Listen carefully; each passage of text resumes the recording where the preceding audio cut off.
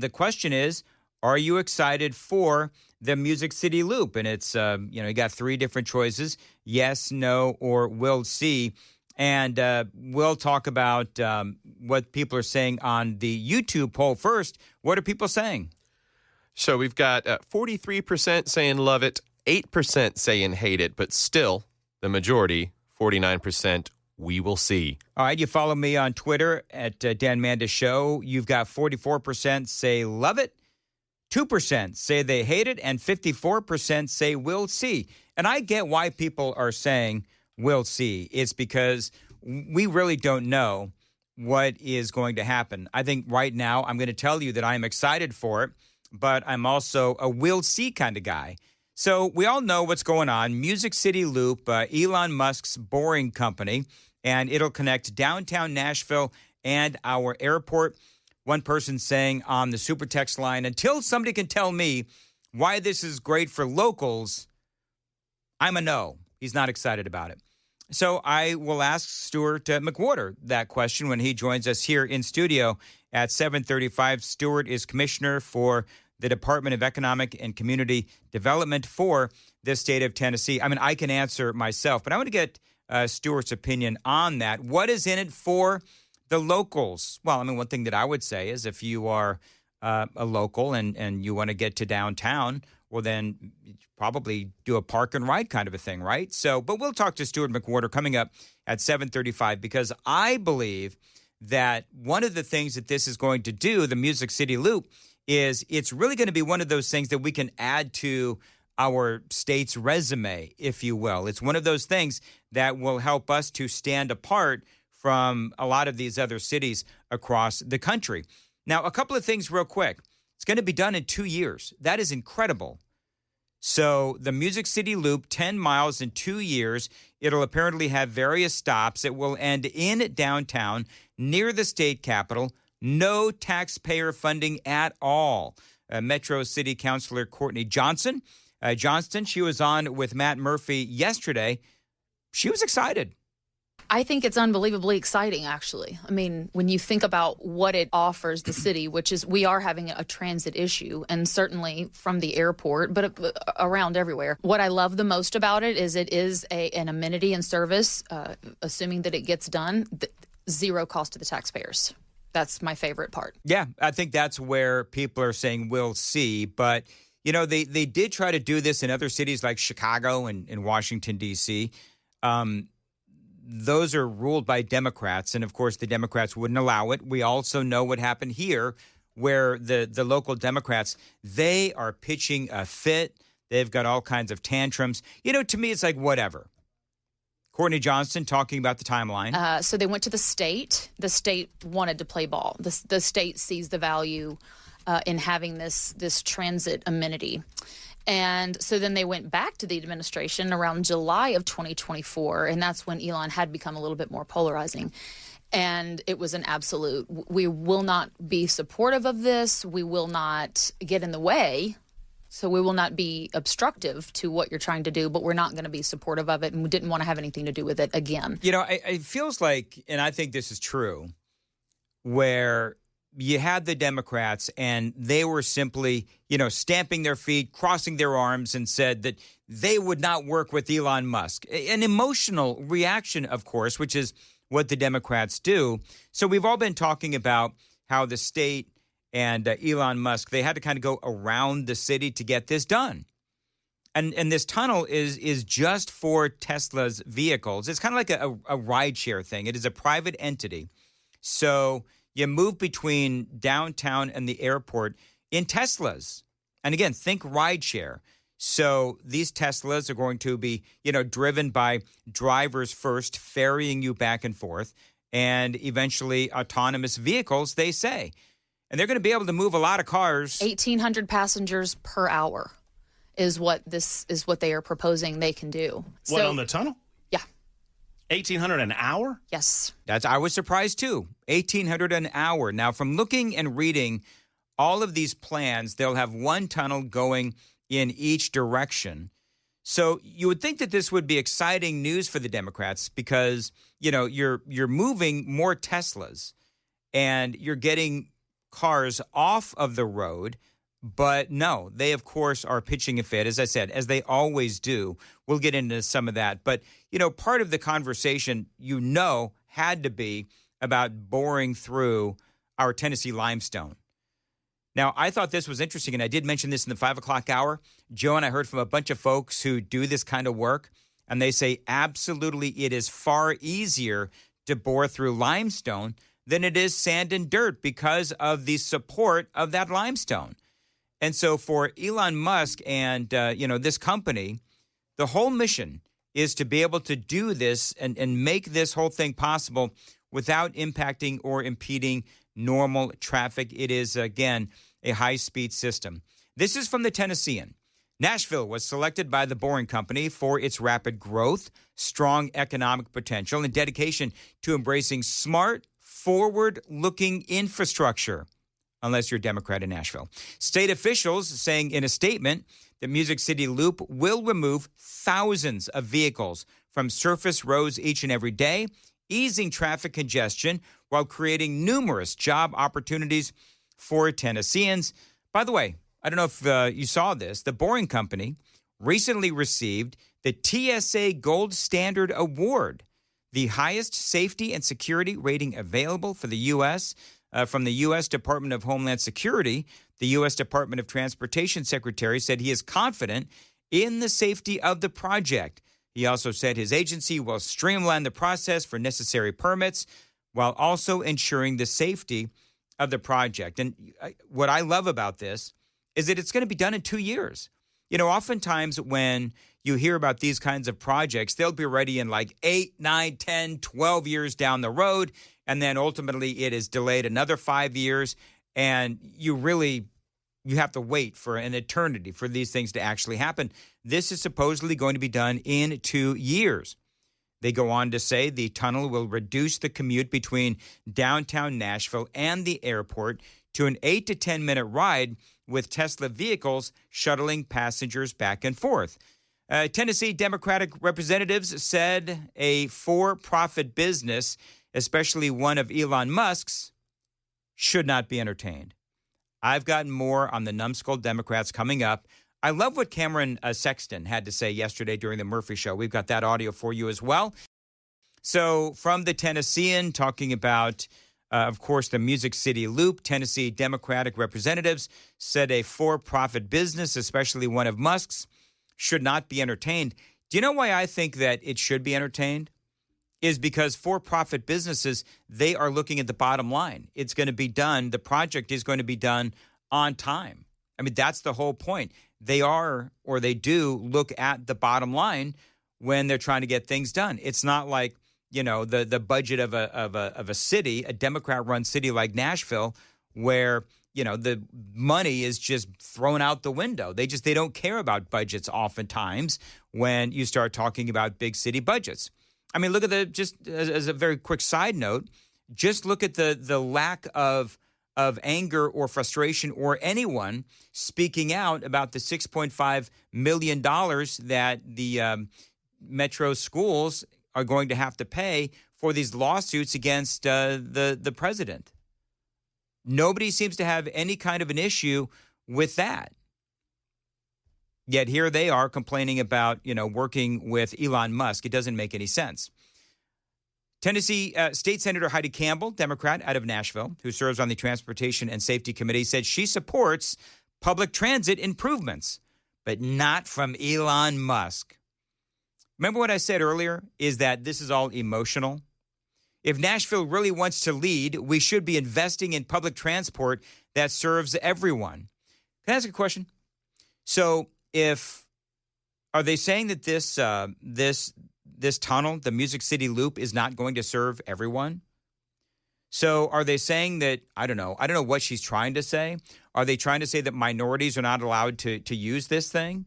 Or people that are of lower income are not allowed to use this tunnel that goes between Nashville and the airport? What does that mean? I would ask State Senator Heidi Campbell. That doesn't make any sense. Again, these are all just emotional reactions. And we get all these people Heidi Campbell, if Nashville really wants to lead, we should be investing in public transport that serves everyone, not building vanity projects for billionaires that sidestep regulation and extract value from our communities without putting anything meaningful back. So they are, as a matter of fact, making the investment in this. Again, no taxpayer dollars. This was the response, of course, from Courtney Johnston. This is going to be a time where Metro could be helpful with allowing drilling or boring under our right-of-ways. Mm-hmm. You know, we've got water sewer things that need to be probably addressed because our water sewer is obviously underground. I don't think it's 30 to 40 feet, but maybe, I don't know. Fire, right? Security. I mean, there's all things that it would make it a lot easier if we were collaborative and we're just not there because of politically immature nonsense. Politically immature nonsense. Love that from Courtney Johnston. And just to drive that point home, how about what Speaker Cameron Sexton had to say about all of the Democrats and their reaction? We've had some great governors, Governor Haslam, Governor Lee, over the years that have set the state on the right direction. Nashville's had some great mayors in Purcell and Dean and Bredesen who put politics aside and said, this is what's best for Nashville. That's how we got the Titans. That's how we got other things. Because they didn't ask those people, are you Republican or are you Democrat? They asked, we want you here. You're wanting to come here. Let's see if we can make it work. And that's what you do as an elected official. You try to make the community better than what it was when you came into office. The most disappointing part about Metro government in my last several years is it seems like they're more worried about the politics in their left flank than doing what's best for the citizens of Tennessee and Middle Tennessee. So that is Cameron Sexton, House Speaker Cameron Sexton here for the state of Tennessee. Justin Jones, we had some fun with this earlier. Justin Jones, in my opinion, specifically did not get a press credential or any kind of credential to be entered into the big announcement event yesterday. So just like he did earlier with Kristi Noem's event at BNA, he shows up, Justin Jones, and he doesn't have any kind of permission to get in because this was an event where you needed, press credentials or some sort of credential that you're a politician or representative or whatever it is. He just shows up. Justin Jones just shows up so that he could say that he was blocked from entering into the event. I went because my constituents have questions about the accessibility and affordability of this project, and if it's in the best interest of our transportation and infrastructure needs that my constituents are dealing with every day. And it just shows us that this is happening in darkness, that it's not in the best interest of Nashvillians or Tennesseans. It's in the corporate interest and the interest of this man who's the wealthiest man in the world, who sees our community as a playground. So, of course, you have on all the local websites, of course, you have Justin Jones, and he is speaking to the security at the event. They're asking him for, whatever credentials he needed to be able to get in, and he didn't have any. And it is my opinion that Justin Jones did that intentionally so that they would report that he was banned or blocked from this event so that, of course, he could play the victim because that is what Justin Jones does. He also plays, of course, the race card. He also said this, it is being reported.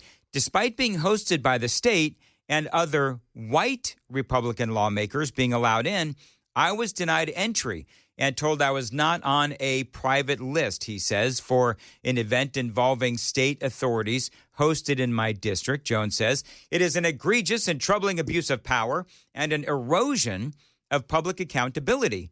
Rather than allow questions or concerns, Governor Bill Lee and the corporate lobbyists running our state government chose to have a private party and exclude those elected by the people to serve and uphold the public good. Again, he didn't go through the process of getting whatever paperwork put in so that he could go to the event. I mean, isn't that obvious? I mean, usually, and I've done, many years ago, but I've done my fair share of political public events where, you've got to go, you've got to get your credentials, and they let you in because, quite frankly, they don't want a bunch of malcontents in there. Now, Justin Jones happens to be a malcontent, but he is also a lawmaker that, frankly, should have been allowed in had he gone and gotten the proper credentials Afton Bain, of course, said this. Other Nashville Democrats are echoing Jones's sentiment. Afton Bain, who's running for Tennessee's open congressional seat, sent us a statement calling the Music City Loop, quote, a vanity project for the wealthy. She added, quote, once again, the Lee administration is rolling out the red carpet for billionaires while working families are stuck in traffic. So, again, that doesn't make any sense, because the whole point of this, if we are stuck in traffic, Afton Bain, then Elon Musk and the state are working to alleviate those problems. And I guess the bottom line is, for the Democrats, they want to call this a vanity project for a billionaire, which, I'm sorry, but that billionaire is willing to make the investment in our city and in our state. The only reason that Afton Bain and Justin Jones and all of these knuckleheads, all these Democrats in Nashville, Heidi Campbell is another one, the only reason that they don't like the fact that it's Elon Musk is because they feel like he is so connected to Donald Trump. And they don't like that. Again, it's the non-rational, illogical screaming of a bunch of immature politicians. That's what it is. It is obvious. And I hope the people of Middle Tennessee and I hope the people of Tennessee see what is going on with these Democrats. The immaturity level of people like Heidi Campbell and Justin Jones and Afton Bain, it is absolutely off the charts. And I would say that it is actually an embarrassment. And, so excited, of course, to have Stuart McWhorter, the Commissioner for the Department of Economic and Community Development for the state of Tennessee. How are you, Commissioner? All right, very good. You want to get his microphone on if you could? Thank you. All right, very good. All right, so number one, I love this, Joan and Sam, because he brought me a Boring Company hat. So if you're watching on Talk TV, you can see me in my new hat. Thank you very much. Absolutely. All right, so let's talk about this. I think you just got back into town. Were you at the announcement yesterday? I was. So tell me about the energy. And by the way, did you see that they wouldn't let Justin Jones in? I heard about that. Yes, but, I mean, yes. You know, Tell me about the energy. It was high. I mean, there was a great reception. A lot of community leaders were in the room. You know, just a high level of excitement, I think, more than anything. And, you know, most people knew this was coming, that were in the room. They kind of knew what this was about. But for me in particular, and I would imagine for the others, I mean, we learned much more about some of the timelines, the processes that have been put in place, you know, from this point going forward, their plans as they think about moving forward, and it's exciting. And I think one thing that hasn't really been said is, you know, this is just the first step of many that's going to happen with the Boring Company. I mean, they're not just going to build a tunnel from the airport to downtown and say this is it. I mean, we're talking about. They have the ability to do something much greater than that, and you know, they haven't committed to that, but I believe they have the potential to do some, you know, things that I think we all would want to see happen in our state. And I'm talking about the ability to get to Clarksville or Murfreesboro or Chattanooga or Knoxville. I mean, and why not do it here in our state? Why can't we lead and show the entire nation how to do it? So for you, because there's a lot of naysayers, I'm just going to tell you, you know, WTN full of a bunch of critics on the air and off, and the people that listen.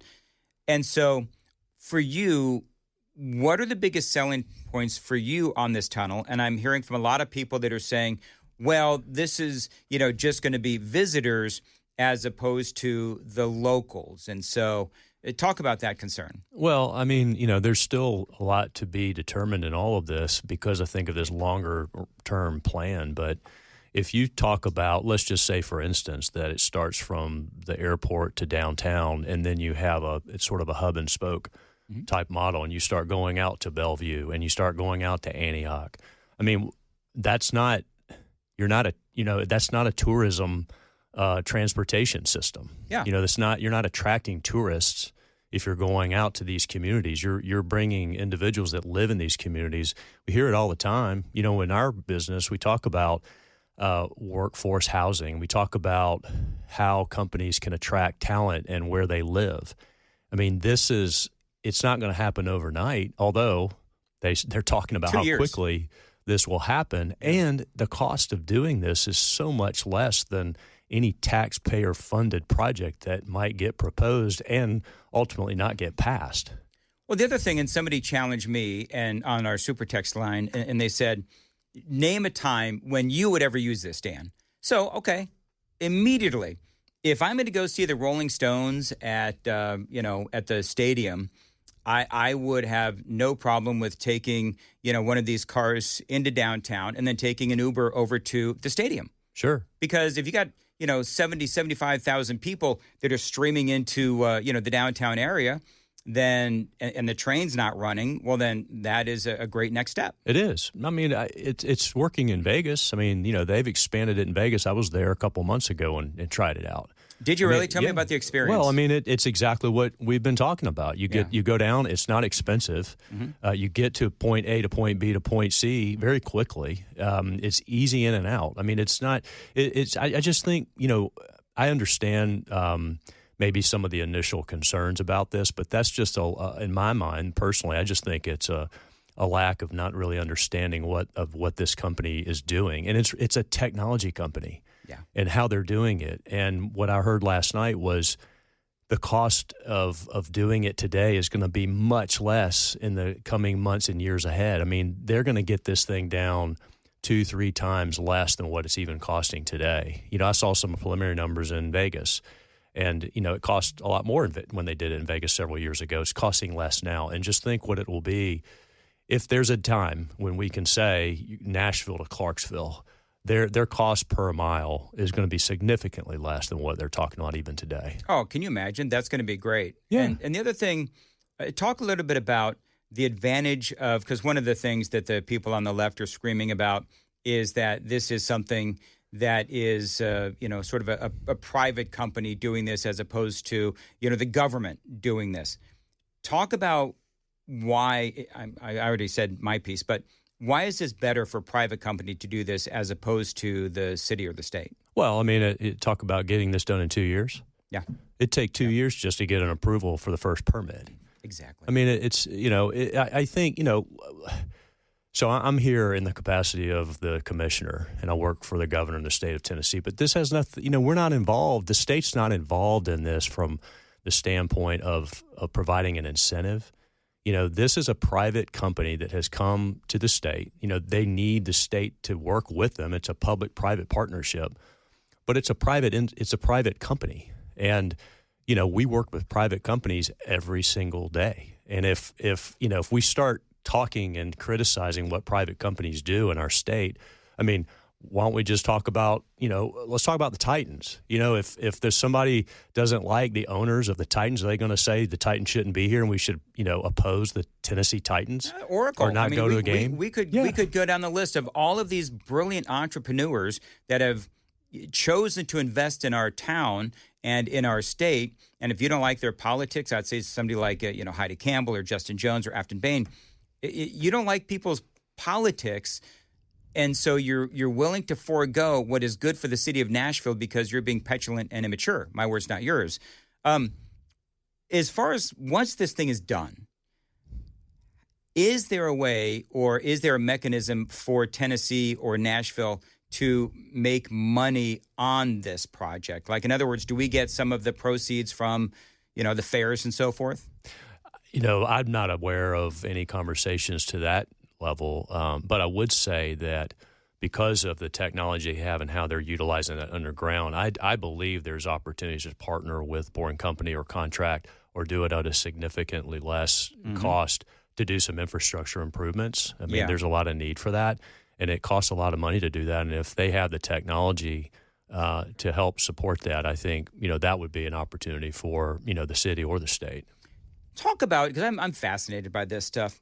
When people look at the city of Nashville and the state of Tennessee, and you talk about how we're working with the Boring Company to get this done, what kind of message does that send to, companies who are looking to relocate? It's between, us in Austin or whatever. I mean, this seems to be like a great bullet point on a resume for our city. It is. I mean, I think that, again, I go back to I would ask anybody that is uncertain about this to do some research about the technology. You know, again, it's called the Boring Company, and they're digging a tunnel, but the technology that they have behind it is very unique and it's high tech. Just like XAI that's in Memphis, you know, you've got some interesting people behind this that are extremely smart, well funded. And what that tells, I hope, what tells companies that we recruit every day is that we have the ability as a state to attract the best and brightest. You know, we're doing things on the cutting edge and innovation. There's going to be great jobs associated not only with this, and that's to be determined. I mean, they're having a job fair, I think, today or tomorrow. You know, a lot of technical they're already skills. hiring. They're already hiring. And, you know, and I think that's going to continue to grow. By the way, you know, the Boring Company, they own and manufacture, they make their own equipment. And, you know, my hope is that they'll do that here. I want them to set up a manufacturing plant right here in our state. So to your question, you know, we believe that this is just sort of a domino effect, and it's going to have an impact to other businesses that we're talking to. Again, we have to sometimes talk to folks about the fact that Nashville in particular, you know, we're not always about country music and hot chicken. You know, we want companies like Oracle to recognize the value that's here in our state and in our city. And I think this is just another example. You know, this is not about, in my mind, you know, I'm again, in the role that I play, we work with companies to help create jobs. And we know that creating jobs in a high wage is a good thing for a family. And so we see this, although there was no incentives provided to the Boring Company from the state and from our department. But we see this as a great win, you know, a significant announcement. And I think it's just the beginning of something very special that will happen over the next several decades. I can't wait to see how this whole thing plays out. Stuart McWhorter joining us, Commissioner for the Department of Economic and Community Development for the state of Tennessee. So are you, two things, 1 to 10, how confident are you, 10 being really confident, that we can actually get this done in 2 years? That's number one. And number two, talk a little bit about the limestone, because, you know, I mean, the common thought is, and I've been talking about this all morning, but the common thought is that it would be really hard to bore through the limestone. But from what I understand, it's actually a little easier to bore through the limestone. Yeah, well, I'm not a geologist or scientist, but I believe that the way the technology is, you know, as you bore the hole, it builds the tunnel at the same time. And, you know, as opposed to going into sand or something that has a softer context to it. So and the question was asked to the president of the Boring Company is that, you know, it's just an engineering problem that they can easily solve. So there's no concern from their perspective whatsoever that the limestone would be an issue. You know, confidence in terms of getting it done in 2 years. I mean, I'm highly confident. You know, I have to trust the experts that are doing this and that have the skill set and knowledge and the know-how to do it. But you know, it's their project, and that's what they've committed to, and so that's what we're going with. And you know, to do it in 2 years, to build a 10-mile tunnel in 2 years is remarkable in my mind. Even if it goes past 2 years, I still think that's better than what would typically be in most projects such as this. Stuart, you are clearly a very influential person here in the state of Tennessee. How can I suck up to you so that I can get first in line with In-N-Out? Like, can you make that happen? I can try, because I would really like that if you could. I can try. You know, they're just another great company that we're excited to have here in Tennessee soon, and you know, I hope that they'll have their stores up and open by the end of this year. I have, yeah. Okay. Oh yeah. Animal style? Yeah. Like just a basic hamburger? What do you like? You know, just basic. You know, Yeah. I'm not a big fan of all the dressings and me condiments. either. And I like my hamburgers very simple. Yeah, I'm a pretty simple guy on that. Give me lettuce, tomatoes, and some ketchup and mustard, and I'm fine. That though is a huge deal for Tennessee. It's a huge deal. Again, I think what it also says is that we're a state that is one that people want to do business in and raise a family. Yeah. You know, Lindsay Snyder, who owns In-N-Out, just even recently made some comments about that. And, what's great about In and Out is it's a privately held company. It's made up of executives who deeply care about what they do, deeply care about her, deeply care about the brand and where they go. They're very thoughtful about what they do, and they make a great product. And so when they come to Tennessee, when they initially announced it, they were just coming to Middle Tennessee. Yeah. Period. Not other states. It was Tennessee and it was Nashville and Middle Tennessee. And they've talked about expanding it beyond that in Tennessee. But they're going to open up thoughtfully. They're going to have 2 or 3 or 4 locations open up at the same time because they've learned opening one. They have miles and miles. I grew up. You don't know this. I grew up in Los Angeles, so I sure do. Yeah, I do. Do you know when? Maybe you know, maybe you don't. But do you know when the first one is supposed to open up? I believe it's in the fall of this year or later this year. I believe. Okay. I think. Okay. Yeah. I'll send you a text when we get close. Well, yeah, I'll definitely let you know. I know there's one. They're going to build. They're building their offices down in Franklin. Yeah, and there'll be a store there for sure. And I know they've got. I think it's about 4 or 5 that are being planned right now in Middle Tennessee, Murfreesboro, Hendersonville, I believe, Lebanon. or down Lebanon. Yeah. Yep. So. I was hoping they'd build one, put one down on Broadway. I thought that would kill it, but I don't know if that's in the plans right now. They should. It's the walk-up business would crush it. We've got 60 seconds left. What more development is there going on at the airport? I know it's like perpetual. It's always development is going on. Yeah, we did the expansion announcement the other day. We're working on several. And again, when I say we partner with tourism, with TDOT, and certainly with the Nashville Chamber and the Airport Authority in terms of international flights. We've got, I believe, some really exciting opportunities to expand our international reach, which is a huge plus for us in our department. And so I'm excited about what we will have, so hopefully on the horizon in the next 4 or 5 months. But it's never going to be done. Like, is that a fair estimation? It's never going to be done? I think that's probably safe to say. I mean, they do have a long-term growth plan over there, very well thought out. Doug and his team and the commissioners there are doing a fantastic job, with long-term planning, and I'm excited. That's one of the greatest recruiting tools we have for our department. Absolutely. All right. Anything else we need to know from your department? Or, you got a lot going on. Well, so as it relates to the airport, as strong as BNA is, Boring Company, if you live in Chattanooga, Tennessee, and you need to catch a flight at BNA, having that direct tunnel. Oh, that would be so Think nice. about that. Oh, yeah. Yeah. I think avoiding all that traffic and all that kind of stuff, it's going to be huge. Yeah. All right, Stuart McWhorter, always great to have you on.